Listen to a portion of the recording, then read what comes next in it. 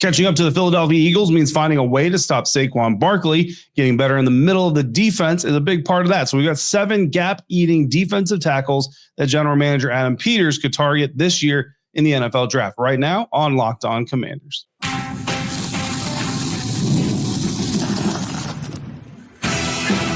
You are Locked On Commanders, your daily podcast on the Washington Commanders. Part of the Locked On Podcast Network, your team every day. And welcome inside today's episode of Locked On Commanders. I'm your host, David Harrison, here with you Monday through Friday. Your friend, your eyes, your ears on the ground, covering the Washington Commanders for Sports Illustrated's CommanderGameDay.com. Also helping out with WUSA9.com's local coverage of the team as well. I want to thank you for coming through for today's episode. Today, we are continuing our big board series. We're going to look at gap-filling defensive tackles, run defenders, guys that can help the Washington Commanders just get a little bit stronger in the middle of the defensive front. Every day, as those of you who come through every single day, I want to thank you especially for coming through every single day. And anybody out there, if you're not already subscribed for free on YouTube or wherever you're listening to today's show, please do so right now. If you're new to the show, I appreciate you finding us. Hopefully you like what you hear and you come back again. Locked On Commanders is a daily podcast, part of the Locked On Podcast Network, your team every day. So make sure you come back soon. Today's episode brought to you by Game Time. Download the Game Time app, create your account, use the promo code LOCKEDONNFL to get $20 off your first purchase. So stemming from or moving on from our mailbag episode, our last episode was our weekly mailbag episode. We will have at least one more mailbag episode before draft night. Thursday night begins the festivities. Next Thursday night, we're a week away, essentially. We're going to continue now with the big board process, right? We've done explosive backs. We've done perimeter cornerbacks. We've done pass rushing edge players. And now we're moving on to gap filling defensive tackles. And our top 7 defensive tackles on this big board. And this big board is a little bit different, so bear with me. I'm going to explain a little bit of how we got here. But starting it all off, number 1 is going to be Derrick Harmon out of Oregon. Number 2, might surprise some folks, going to be Kenneth Grant out of Michigan. 3rd is Darius Alexander out of Toledo. 4th is Walter Nolen out of Ole Miss. Again, might be a surprise. 5th is Alfred Collins out of Texas. 7th, Tyleik Williams out of Ohio State. Or 6th, Tyleik Williams out of Ohio State. 7th is Eric Gregory out of Arkansas. And basically, the reason that insiders picked gap-filling, run-stopping, defensive tackle, however you want to classify it, they picked that for the next position group is because the Washington Commanders are trying to catch Philadelphia Eagles. Now, certainly, Deebo Samuel, Laramie Tunsil, hopefully will help that. But when you look at the Washington Commanders defense, they haven't been neglected, right? Guys like Javon Kinlaw are coming in, Will Harris, guys like that. But they haven't had the same resources contributed to the defensive side of the ball as they had the offensive side of the ball, right? So a lot of insiders think, well, the Adam Peters needs to kind of contribute some of his resources or attribute some of his resources to the defense here in the early part of the NFL draft. And a big place to do that could be the defensive line, which also happens to be one of the places we had a question on yesterday's mailbag episode where maybe not necessarily considered by many to be one of the top needs for the team. They do have Daron Payne. They have Johnny Newton, the second-year D tackle out of Illinois. They brought in Javon Kinlaw and a bunch of other dudes up there in the middle. But when you look at it, do you have anybody up front that's great?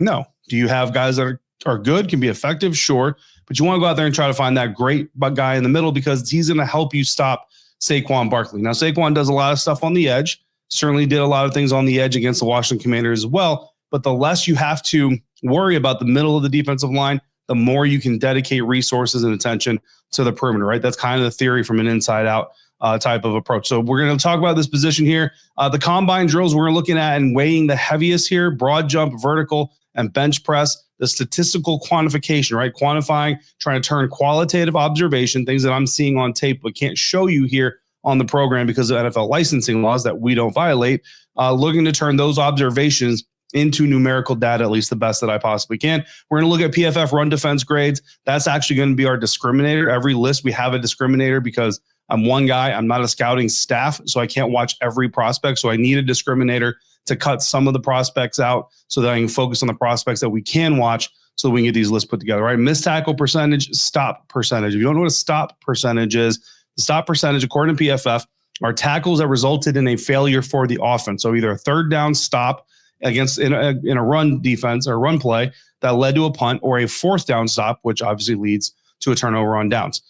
So when we look at our discriminator, our top 14, we're going to make a list of 7. So we need to at least double up the amount of prospects to try to encompass as many as possible here. Our top 14, according to PFF, run defense grades belong to Walter Nolen out of Ole Miss, number 1. Number 2, Darius Alexander out of Toledo.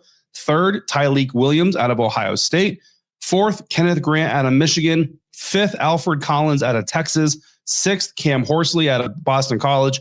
7th, Thor Griffith out of Louisville, which I literally, as we're preparing this episode, my wife is watching Thor Ragnarok in the background. So Thor Griffith is a name that certainly stood out. 8th, Simeon Barrow Jr. out of Miami, Florida. 9th, Nazir Stackhouse out of Georgia. 10th, Eric Gregory out of Arkansas. 11th, Chijozi Nwakwo out of Colorado. 12th on the list is JJ Pegues out of Ole Miss. 13th, Jamari Caldwell out of Oregon. 14th, Jason Jones out of Auburn. Now, that's the order of run defense grades. You might notice, if you're big into the defensive tackle class, no Mason Graham. Mason Graham projected to go at least 10 picks before the Washington Commanders, so we're not going to include him in here. Now, another Michigan defensive tackle who is projected to go ahead of where the Washington Commanders pick is Kenneth Grant out of Michigan. However, his draft choice his draft range fluctuates a little bit to within about 5 picks of where the Commanders pick. So in theory, if he's about within 5 picks, if Adam Peters were to want him bad enough, he could make the trade up to go get him. So we are going to keep him on the list, just like we did one of his teammates in another episode that some of you didn't appreciate, but it is what it is. If they're projected to be within reaching distance of Adam Peters, we're going to include him on the list. So that's why Kenneth Grant is on the list, but also why Mason Graham is not. So that's our list of 14 candidates that we're looking at as we get through to make our top 7 big board. And when you look at this, you're looking at run defense grades. Walter Nolen, again, at the top. His run defense grade in 2024, according to PFF, again, 91.6. You got a couple of guys in the 90s. Darius Alexander is a 90.3 defensive guy. And look, the defensive run grade doesn't by itself tell you if a guy is a gap eater necessarily, things like that. So the tape is certainly going to come into it or whatever. But whether they're a dude that's a little bit on the smaller size, whether they're a dude that's on the bigger size, obviously I think when you think gap stuffer, gap filler, you're thinking like a really massive dude, right? But really, you can be a little bit smaller, but still be a gap stuffer, right? Because just the ability to control the block, the ability to take on double teams, hopefully, the ability to control your gap. That is really the ultimate part of it. So we've got some dudes here that are 330 plus pounds. We got one person on this list, at least one guy on this list that we'll talk about later, that's actually under 300 pounds. Now, where they rank on the board, it is a little bit different, but don't just think we're going after just massive bodies. They've got to be able to stop the run. They've got to be able to fill those spots on the field. And of course, if there's no perfect prospect out here, but if there was a perfect prospect, you're looking for a guy who can hold his own on the line of scrimmage, make a play at the point of attack, fill his gap, hold blocks, but also, ideally penetrate at least as much as you expect a D tackle to be able to penetrate. No team is really ever going to look at a D tackle and say, you should be leading our team in sacks, but you love a guy who can hold the point of attack, hold his blocker, fill his gap, but also penetrate a little bit as well. So as we get through this, that's what we'll do. And we'll kind of reshuffle this list a couple of times. The next one we're going to do is look at the quantifiable data. How do these players do in the drills? What do the drills mean for these players? How do the stats measure up and the values measure up for each player, and who comes out on top? That all is coming up next on today's episode of Locked On Commanders, part of the Locked On Podcast Network, your team every day.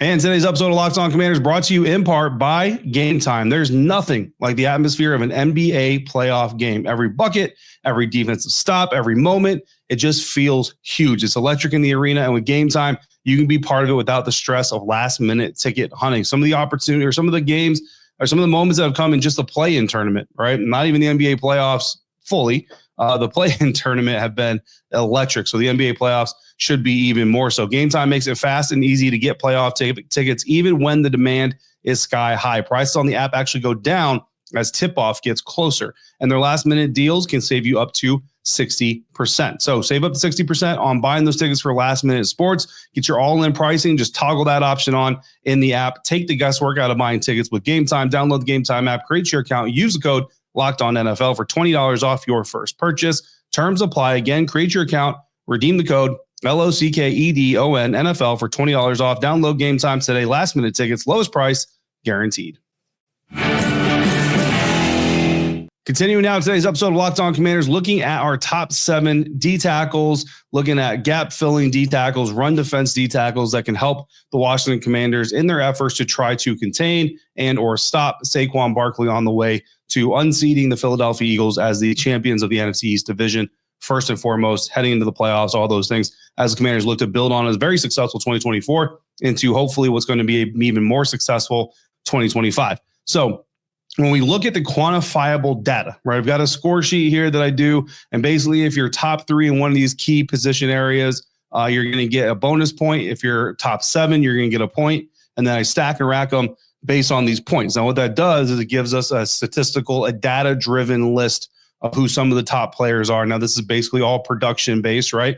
And that's good. Production is important, but it's not the end all be all. So this is going to be our list as we get through the quantifiable data portion of it. Then we'll come in, re-add the tape to the list and restack and reshuffle our top 7 to what we got that I mentioned in the beginning of the show. So when it comes to grading or evaluating this group amongst verticals at the Combine or Pro Days, broad jumps, same thing. So vertical broad jump, all about the lower body power, the ability to explode, all that stuff. You want that in your D tackle, whether they're a pass rusher, whether they're a run stopper, or both. You need that explosiveness out of your D tackles.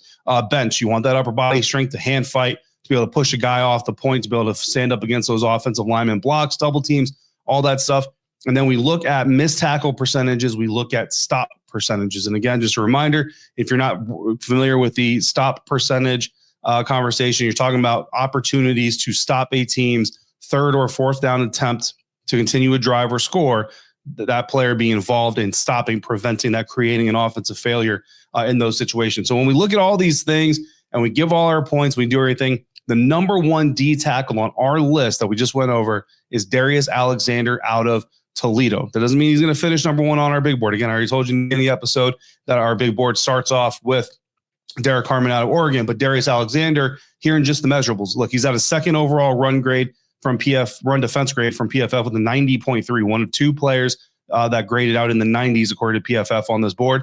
He had the highest vertical of any of these D tackles, 31.5 inches. He had the best broad jump, 9 foot 3 inches. So obviously you've got some lower body power coming out of Darius Alexander. He was 3rd in the bench, 28 reps. That's a lot of reps, 225 pounds. And he had the 6th best stop percentage, 7.9%. So the only area that he wasn't top 7 in was missed tackle percentage. And obviously you don't love a guy that's going to miss tackles, so that's going to drop him down. So you can see why he may be number 1 in these measurables and these statistical performance measures and all that stuff. But when it comes time to actually formulate our final top 7, Darius Alexander, who I believe, if I remember correctly, my notes are a little bit further down here, is a day 2 projection, does not come in at the top of our board. Neither does Cam Horsley, Boston College, who I do know is a day 3 projection.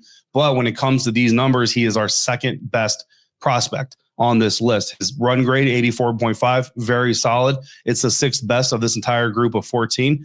He had the best. He was tied with Darius Alexander out of Toledo for the number 1 vertical. So you love that lower body strength. Didn't have the best broad jump, but he did have the 2nd best broad jump, 5th best bench with 26 reps. And the number 1 stop percentage. So when guys went up against Boston College, they tried to convert 3rd and 4th down on the ground against Cam Horsley. 14.4% of the time, they came up short.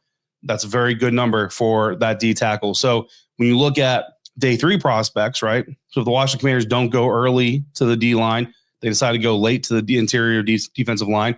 Cam Horsley is a guy who you see the traits, right? You see the measurables, you see the workout skills. You look at the tape, and some of those things show up as well. We'll get into that here in just a little bit. So you might be a little bit surprised to find out that Kenneth Grant, who is basically the number 1 guy on most people's big boards overall in a vacuum, is actually our 3rd guy when it comes to this production. Why? Well, he was 7th in the bench. 22 reps is still top half of this group, right? But it certainly isn't all the way up there.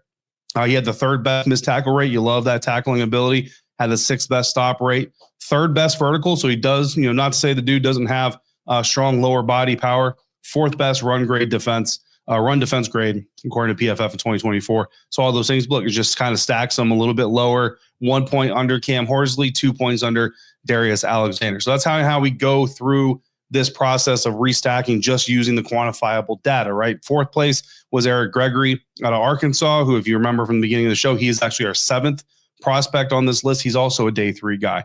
He's got some good things. 9-foot broad jump. You love that. 28 reps on the bench, 2.9% missed tackle rate. Very good missed tackle rate. So you like those types of things. Walter Nolen is a guy who's 5th on our list right here in the quantifiable measurables, but he's got a first round, some second round projections there. You like his 91.6 run defense grade, and how much of that goes into the tape and how much of that do you feel like is projected? There's a little bit of doubt about him as well in some avenues, right? Just depending on scheme fit and all that stuff. Had the best missed tackle rate of the group, second best stop rate of the group. So you like all of those type of intangibles. Our guy Thor Griffith comes in 6th here on this. Tyleek Williams out of Ohio State comes in 7th. Alfred Collins, 8th place. Our 8th ranked player out of Texas. So all that data compiles in, gives us a new list, a new order of these prospects. And then we take that with the film and we end up again with our final top 7 list, all led by Oregon D tackle Derrick Harmon, who you may not have heard his name as much through the course of this episode. There's a very good reason for that. We're going to get into that reason. I'm going to tell you why he is the number 1 guy on our big board here for run stopping, gap filling D tackles. Coming up next as we wrap up today's episode of Locked On Commanders, part of the Locked On Podcast Network, your team every day. And we're doing that today thanks to our friends over at LinkedIn. And as a small business owner, your work doesn't end when the clock hits 5. Your business is always on your mind, which means when it's time to hire, you need a partner that works just as hard as you do. Well, that's where LinkedIn Jobs comes in, because when you clock out, LinkedIn clocks in. LinkedIn makes it easy for you to post your job for free, share it with your network, and get qualified candidates all in one place. So post your job to LinkedIn. Use the new feature that helps you write job descriptions that quickly get your job in front of the right people. And here's a pro tip: add the hashtag hiring frame to your profile picture, and you'll double your reach to qualified candidates. No wonder 72% of small businesses say that LinkedIn helps them find quality hires, high quality hires all the time. Post your job for free at linkedin.com/lockedonnfl. That's linkedin.com/lockedonnfl to post your job for free. Terms and conditions apply. Wrapping up today's episode of Locked On Commanders, we are racking and stacking our top 7 gap-filling, run-defending defensive tackles here for the Washington Commanders to consider in the NFL draft. I think it's important to realize that as we go through this, we're not just going in order. We're not going to the top 14 prospects. What I wanted to do was give you a comprehensive list as I possibly could. So I wanted to spread it out. I want to give you some day 1 guys, want to give you some day 2 guys, want to give you some day 3 guys. So when we say top 7 big board, it's just the guys that we're looking at here. That's why we use the discriminators. The discriminators take some of these guys out of the picture on purpose. That purpose isn't to say that one of your favorite players that might be a 3rd round projected guy, even though I've got a guy on this list that's a 7th round projected guy. I'm not saying the 7th round guy is better than your favorite 3rd round guy. What I'm saying is using that discriminator to shrink the focus of our list. These are the guys we studied, gave you those 14 names in the beginning. Of those 14 guys, here are our top 7. That's how we're doing this. So I want to be clear on that, because one of the players that didn't actually make the cut to be qualified for this list, I went ahead and added anyway, which if your favorite guy's not on this list, you might be a little bit mad that I didn't add your favorite guy, but I did add Derrick Harmon out of Oregon. Look, his run defense grade was not one of the top 14 in this year's NFL draft class. But Derrick Harmon very clearly is near or at the top of this big board for the Washington Commanders if they're going to consider a D tackle early in the draft. In fact, for us, he's the number 1 D tackle. So that's the reason I added him. If your favorite guy with the 3rd round grade was the number 1 guy, I would have added him too. But unless Derrick Harmon is your favorite guy, it's just not going to happen. So Derrick Harmon out of Oregon, 6'4.5", 313 pounds, first round projection right now. Upside to him, he's a wide body. And again, I keep going back to that Carl Davis getting called up by the Washington Commanders. What did Joe Witt Jr., what did Dan Quinn keep saying about all the times they called him up? Carl is wide. He knows how to stay wide. Derrick Harmon is wide, knows how to stay wide. He's also very, very physical on the line of scrimmage at the point of attack. Does have limited athleticism. He's a really big dude. No edge ability. You're not going to want to put him in any type of package where he's playing a D end. He needs to be inside that defensive line. He needs to be on the inside of that defensive line, nose, or whatever it's going to be. That is where he's going to live. That is where he's going to thrive. So you draft Derrick Harmon, that's what you're drafting him for. You're not looking for all that versatility. You're not looking for him to play multiple spots. No, he's going to do what he's going to do, and he's going to do it really well. Number 2 on our big board is Kenneth Grant, who I understand out of Michigan is actually ranked higher. Like I think Daniel Jeremiah's got Kenneth Grant higher in his top 50 than Derrick Harmon. Remember, this is a Commanders focused thing. Now, I wouldn't be upset with either one of these two guys, right? Kenneth Grant, 6'4", 331 pounds, massive dude, first round grade, 4th on our run grade defense overall, 3rd on our vertical, 7th in bench, 3rd in missed tackle percentage, 6th in stop percentage. Size is a big plus, like a big plus. Takes on double teams really well. Doesn't have a lot of range, doesn't have a lot of explosiveness. And I just feel like the reason I have Derrick Harmon above Kenneth Grant is in the Commanders, even though they want a big dude, even though you want to eat that space, at least as far as this list is concerned, you still want at least a little bit of explosiveness off the line if you can get it. And I think that Derrick Harmon provides that just a little bit more than a guy like Kenneth Grant does. 3rd on our list is the 2nd round projection, Darius Alexander out of Toledo, who truthfully, through this process, became one of my favorite players to watch on this list. 6'4", 305 pounds, 2nd in run grade, best vertical, best broad, 3rd bench, 6th stop percentage, very physical. If you turn on the tape, has the length that you want out of him. Not a great pass rusher. So again, you're asking him to be a gap filler, a run defender, things like that. And his ability to play games. Some D coordinators like to play games more than others. Like if you ask him to kind of twist around his teammate or whatever and try to hit a gap, not going to get there as fast as others. Now that could be trained and that could be taught. You know what I mean? But as of right now, it just doesn't look to be there a whole lot. Walter Nolen is getting day 1 love, also getting early day 2 love. He's our 4th guy on the list, 6'4", 296 pounds, best run grade from PFF last year, number 1 in missed tackle percentage, which is a low missed tackle percentage, right? 2nd best stop percentage. He's also very explosive. He's got powerful hands. Size is a big reason I dropped him, to be quite honest with you. He's kind of a lighter, smaller Johnny Newton. He's 2 inches shorter than Johnny. He's 8 pounds lighter than Johnny. So for me, he drops down. Now, if he was like 6 foot, if he was actually, I think he's 2 inches taller, but he's 8 pounds lighter. I think I said that wrong. Now, if he was like 6'4", 310, you know what I mean? And certainly he could get there, right? And I don't know that the Commanders would do that. But again, it's kind of similar to my concerns with James Pierce Jr. at Tennessee is if you ask him to get bigger, what does that do to the athleticism would be my only concern. Fifth prospect on this list, another 2nd round guy, Alfred Collins out of Texas, 6'6", 332 pounds, 5th best run grade, 7th best broad jump, 4th best missed tackle percentage. He's got a Javon Kinlaw comp out there. I think Lance Zierlein of NFL.com comped him to Javon Kinlaw.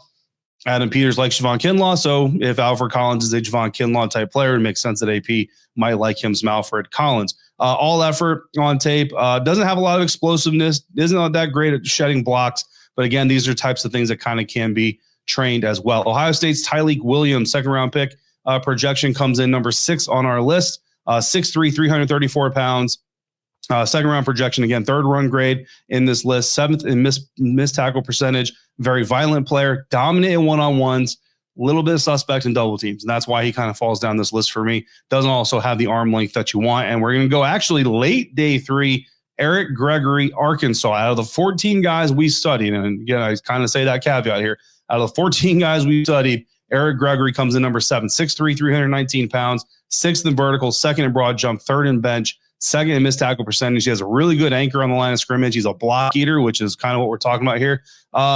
Doesn't really move with the line of scrimmage much, so that's where you kind of need him to get better, and doesn't have a pass rush, which a lot of these guys don't have great pass rushes as well. So the last of the 14 there, or the last of the top 7, rather, I should say there. So look, we put discriminators in, like I said, to prevent myself. I don't have a scouting staff. I'm just by myself, and I'm trying to do multiple positions here.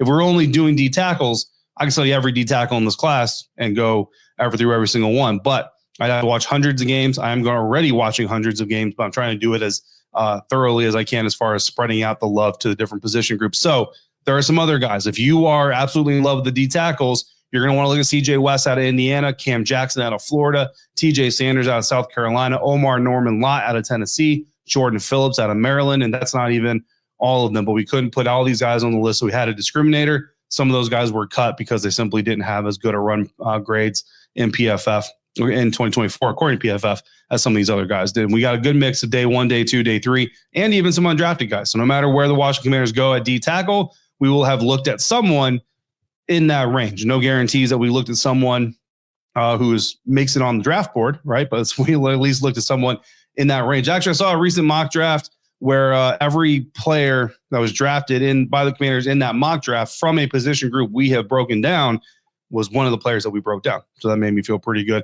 I feel like we're on a pretty good avenue here. A little bit of news before we get out of here, and some stadium news. This coming out Wednesday night. Mark Seagraves of NBC4 Washington, D.C. Was the one to break the news. Insiders got a text from me earlier this week where I told them I got a little bit of information that some good news is coming down the pipe about the stadium within the next couple of weeks. Well, it turns out it was within the next couple of days. Well, I mean, the deal's not final, but the report is out there now. The DC is close to a deal. I mean, we have to be specific here. According to Seagraves, again, close to a deal worth more than $3 billion to bring the Washington Commanders back to the district and to build a new stadium at the RFK site. So very exciting news that is being worked on. Once it is finalized, it'll be even more exciting, right? So keep an eye out or keep an ear out for that news. Hopefully that'll come sooner rather than later. But it looks like the Washington Commanders, at least the intent, and we've kind of been on this path already, but it looked like the intent is for the Washington Commanders to return to RFK. According to the article, again, Josh Harris kind of sticking to that 2030 timeline, which is, I mean, that's closer than you guys think. So it won't be too long where I don't just drive by RFK to get to Northwest Stadium. I actually get to go into RFK and, well, not RFK, but into the site, right? And cover a Washington Commanders game for you and for our insiders, who, of course, got a little bit of a hint that was coming a little bit earlier than it did. Speaking of insiders, if you want to get in on the mailbags, if you want to get in on the film studies, they're going to start dropping here at the end of the week. If you want to get in on helping me pick which position groups we're doing and so much more, become a Locked On Commanders insider. Join subtext.com/LockedOnCommanders. We're still getting one or two new insiders every single week. So you could be the next one, and hopefully it's a lot of fun. I know the ones who have signed up recently say that they're enjoying it, and I enjoy them being a part of the group. For your next listen, check out the Locked On NFL Draft with Damian Parson and Keith Sanchez. Now that the season is over, the latest draft rankings, rumors, and news every single day on YouTube or wherever you're listening to this episode. The Locked On Podcast Mock Draft Special has dropped. Find the entire mock draft episodic series on Locked On NFL, Peacock and Williams, NFL Scouting with the Draft Dudes, any of those channels, or you can just check out the episode where I made our pick for the Washington Commanders here on this very channel. It's not in the Locked On Commanders playlist on the YouTube channel, but it is on the video playlist on audio. You don't have to worry about finding a playlist. It's just there. And our squad episode this week, we broke down the draft and reacted to it. It was a lot of fun. As always, thank you for making Locked On Commanders your first listen of the day, every day. Thanks for coming through every single day. If you're out and about, please be safe, be kind, so I can see you right back here next time for another episode of Locked On Commanders, part of the Locked On Podcast Network, your team every day.